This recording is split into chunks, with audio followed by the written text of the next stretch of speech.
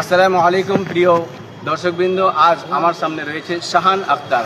নয়মোজা সুবহানিয়া high মাদ্রাসার শাহান আক্তার 800-র মধ্যে 781 নম্বর পেয়ে বোর্ডে প্রথম স্থান লাভ করেছে এবং এই শাহান আক্তার বরাবরই আমাদের স্কুলে প্রতিনিয়ত আসতো, রেগুলার ক্লাস করতো। শিক্ষক হিসেবে আমি ওকে দেখেছি অত্যধিক অধ্যবসায় এবং খুব পড়াশোনায় মনোযোগী, প্রত্যেকটা সমস্যার সমাধানকে সুন্দরভাবে করতে পারত এবং আমরা তাকে দেখে এটা বুঝতে পেরেছি যে না, এরকম মাদ্রাসাতে যদি প্রত্যেকটা ছেলে রেগুলার ক্লাস করে তাহলে নিশ্চয় এরা আগামীতে ভালো রেজাল্ট করবে।